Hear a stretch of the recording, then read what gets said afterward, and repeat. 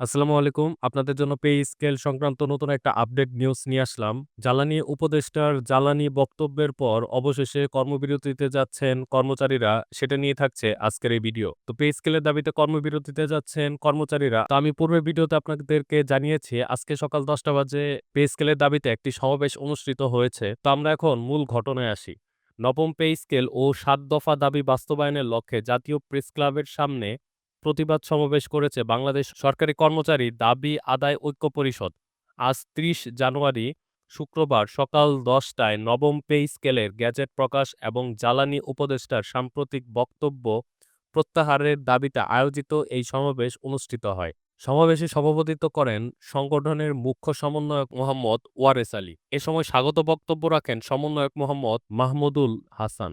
সমাবেশে উপস্থিত জোটভুক্ত বিভিন্ন সংগঠনের নেতৃবৃন্দ দ্রুততম সময়ের মধ্যে নবম পে স্কেলের গ্যাজেট প্রকাশ এবং ১ জানুয়ারি থেকে তা বাস্তবায়নের জোর দাবি জানান। বক্তারা বলেন, গত ৭ বছর ধরে শান্তিপূর্ণ আন্দোলনের পরেও সরকারি কর্মচারীদের দাবি আমলে নিচ্ছে না। গত ৫ ডিসেম্বর তারিখে লক্ষাধিক কর্মচারীর উপস্থিতিতে মহাসমাবেশের পর আশা করা হয়েছিল ১৫ ডিসেম্বরের মধ্যে গ্যাজেট প্রকাশ করা হবে, কিন্তু তা করা হয়নি।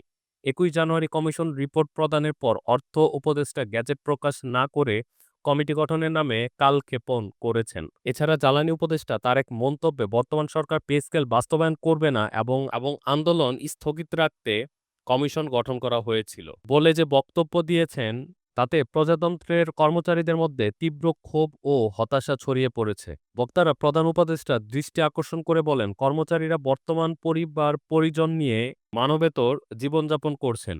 তাই অবিলম্বে বাজার মূল্যের সাথে সঙ্গতি রেখে ১৪ এর ভিত্তিতে ১২ গ্রেডে সর্বনিম্ন ৩৫,০০০ টাকা ও সর্বোচ্চ ১,৪০,০০০ টাকা বেতন নির্ধারণ করে নবম পে স্কেলের গ্যাজেট জারি করতে হবে।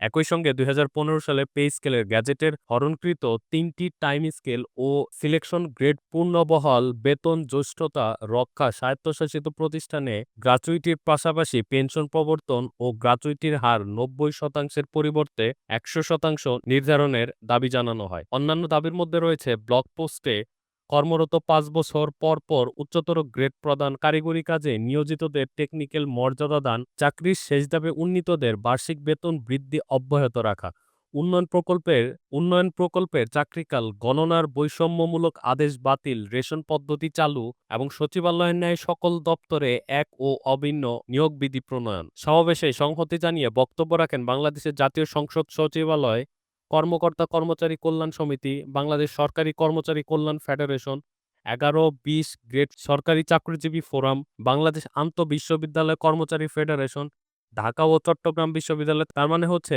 আজকের এই সমাবেশে বেশ অনেকেই সংযুক্ত ছিলেন। কর্মসূচি শেষে ঘোষণা করা হয়, আগামী ১ ফেব্রুয়ারি থেকে ৩ ফেব্রুয়ারি পর্যন্ত প্রতিদিন সকাল ৯টা থেকে ১১টা পর্যন্ত নিজ নিজ দপ্তরের সামনে ২ ঘণ্টাব্যাপী অবস্থান ও বিক্ষোভ কর্মসূচি পালিত হবে।